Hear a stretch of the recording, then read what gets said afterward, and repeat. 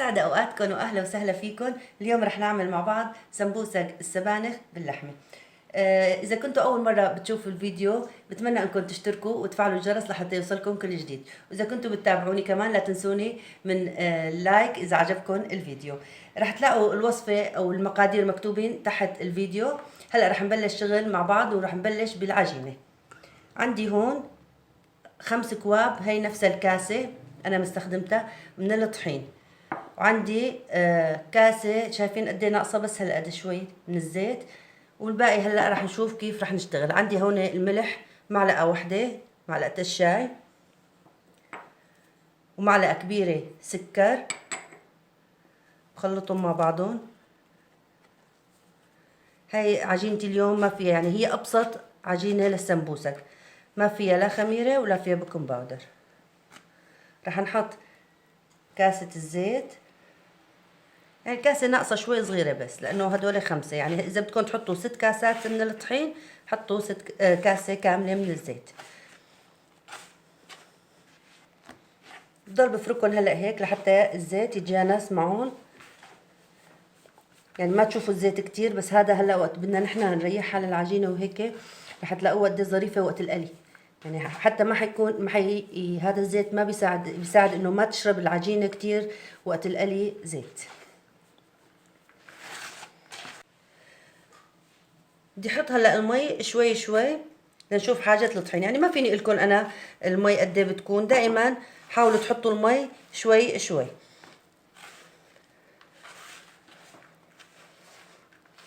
المي يعني بتكون دافية شوي صغيرة، بتكون دافية المي عادية، يعني حتى لو من الحنفية ما بيأثر.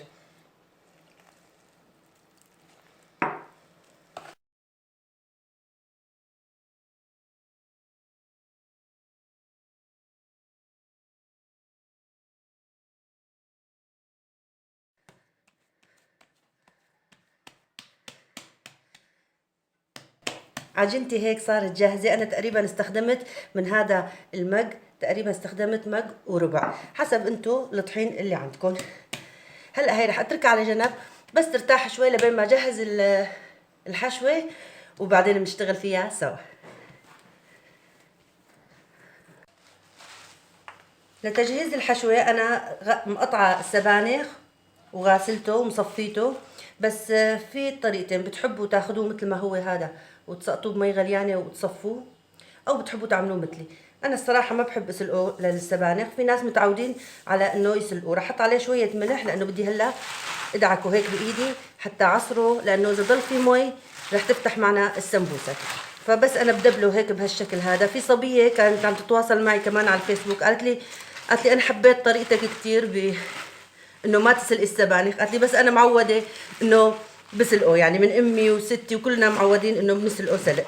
فهذا بيرجع يعني اذواق، يعني اللي بتحبوه بيحبوا شخص، ما بيحبوا الثاني، هذا بيرجع لكم. بتحبوا تسلقوه سلقوه، بس انا بعمله بهي الطريقه. هدول انا تقريبا اللي جايبتهم 10 باقات، طبعا حسب الباقة كمان عندكم، ما بعرف كل الناس بيعملوا الباقة شكل، شي بيعملوها صغيرة شي كبيرة. هدول 10 وسط تقريبا الباقة صايرة. بضل عم بفركه هيك لحتى يدبل. شايفين هاي المي اللي طلعت، بعدين بصير بصفيه، بمسكه هيك وبصفيه من المي وبحطه على جنب. مقلاية على النار حطيت البصل مع شوي من الملح، ما بكتر لانه كمان السبانخ حطيت له شوي ملح وقت فركته، فبدنا نشوف يعني الطعم ندوقه اول شي. بتركها لحتى تدبل، بعدين بدي اقلي اللحمه.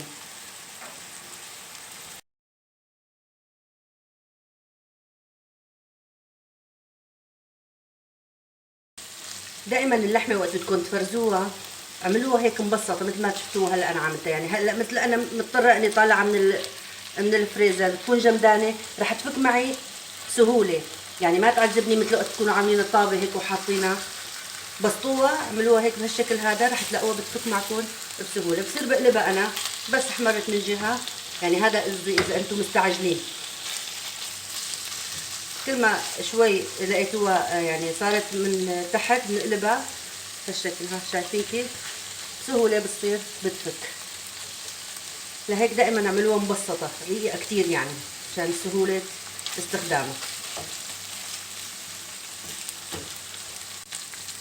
من بعد ما استوت عندي اللحمه رح ارجع احط الفلفل الاسود عشان يعني النكهه تطلع اقوى وقت بنحطه هيك بعد وقت يكون اللحمه صارت جاهزه وتقلت. بصيروا بحطوا السبانخ شوي شوي هيك وبقلبهم معه.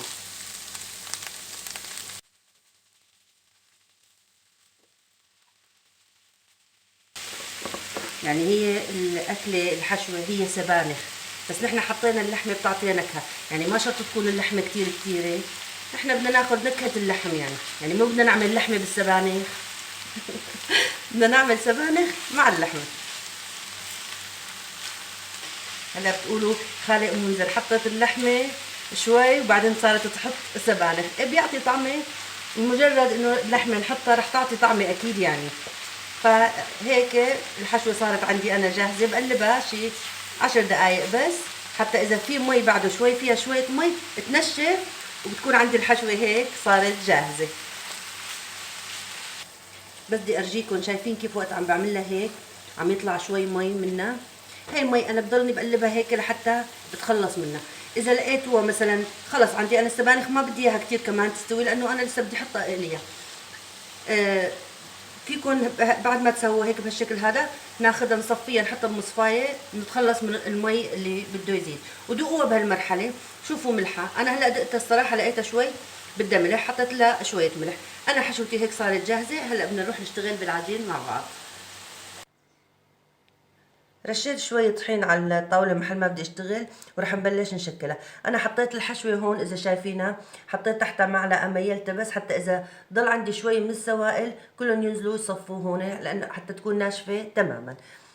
هلا راح نبلش بالعجينة. هلا على يعني بالنسبة لفرد العجينة بدي لكم في ناس بحبوها تكون رقيقة كتير، في ناس بحبوها تكون شوي سميكة، هذا ذوقكم انتو، يعني انا ما فيني لكم مثلا قد ايه بدكم سوا رقيقه ولا سميكه.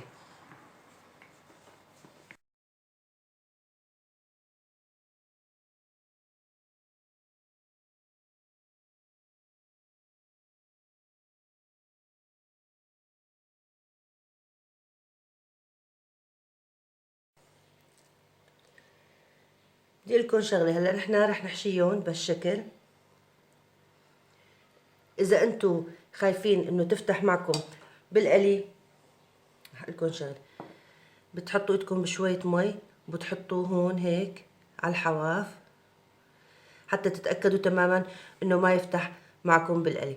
بس هي العجينه ما بتفتح، سكرها اما بهالشكل هذا كافي،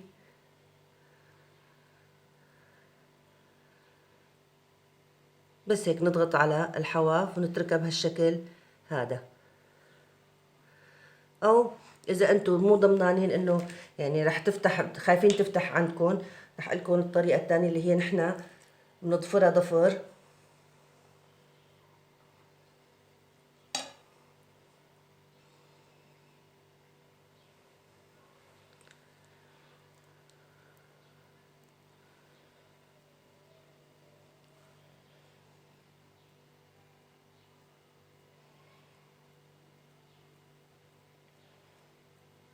بنرجع بنحط شوي كمان هيك على هي الحفه بالشكل هذا وبنضفرها ضفر.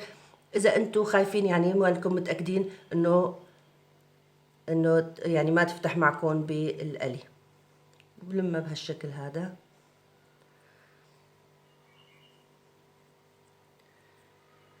مثل ما بتحبوا انتو، اما بتعملوها بهالشكل او تعملوها مثل ما عملتها انا هيك، بس مجرد انه نعملها يا هيك يا هيك مثل ما بتحبوا انتو. هنا لاخر مرحله للقلي. انا طبعا وقت كنت عم ساويهم حطيت نايلون تحت وحطيت كمان نايلون فوق وقت اشتغلت فيهم.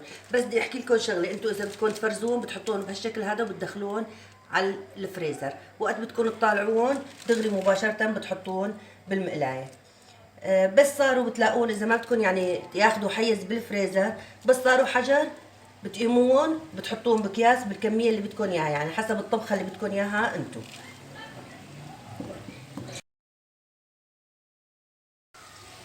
ما تكتروا بالمقلايه حتى ما يفتحوا معكم بس برد الزيت.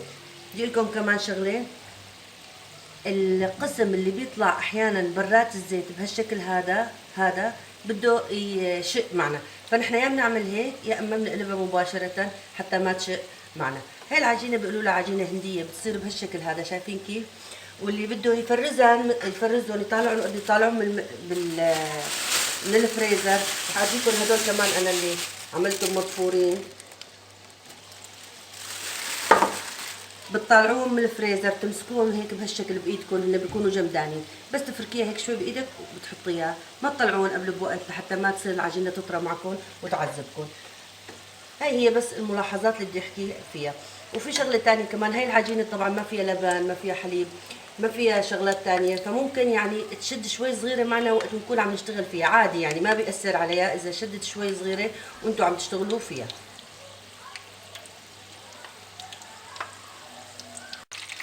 بدي لكم ملاحظة كمان تانية، هلا نحن مثلا بنطالعهم بهاللون هذا، هن رح يكملوا كمان لأنه بيحتفظوا بالحرارة، بيكملوا استوى، يعني رح تلاقون غمقوا بعد شوي. فإذا بدكم تحبون يعني يكونوا بهاللون طالعون قبل بوقت، أغمق شوي يعني ما تكتروا كتير حتى ما يغمقوا عندكم كتير.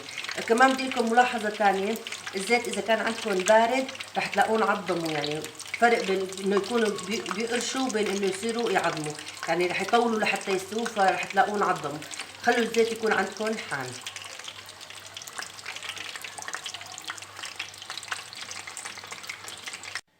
هي كامل الكمية بعد ما انتهيت منها، فيكم تعملوهم من هلا وتحطوهم تفرزوهم تخلوهم لرمضان ما بصير عليهم شيء. انا هدول اللي عملتهم الصراحة ما حطيت فيهم اللحمة، يعني قمت شوي من الحشوة خليتها بلا لحمة، لانه في مو الكل عندي بيحب اللحمة، فحطيت بدال اللحمة حطيت كزبرة وثوم. فيكم تعملوهم بهالشكل، هدول اللي عملتهم مضفورين، واللي عملتهم عادي مثل ما شفتوا انتم الحشوة نفسها. رح افتح وبعدين اجيكم اياها، انه نحن بنقول بيقرش بس مو معضم، يعني انتبهوا لهي الشغلة، رح تلاقوه شايفين كيف؟ بس معه القرشة، بس هو مانو يابس. يعني وحدة عملت هديك المرة قالت لي أنا عملتهم بس طلعوا معضمين، يعني قاسين، ما بيطلعوا قاسين، بيطلعوا هيك بهالشكل هذا. رح آكل وحدة أجيكم إياها من جوا كيف، شايفين كيف؟ طعمتها بالجنة، جدا جدا طيبة. بتمنى إنكم تجربوا. إذا عجبكم الفيديو اعملكم طلع على فيديوهاتي القديمة، كمان أنا عاملة وصفة تانية للسمبوسة كمان ناجحة 100%. بتمنى انكم تجربوا. اذا حابين تدعموني اعملوا لايك وشير للفيديو، ولا تنسوا تتابعوني على قناتي، قناة مطبخنا السوري وقناة يلا نتحلى.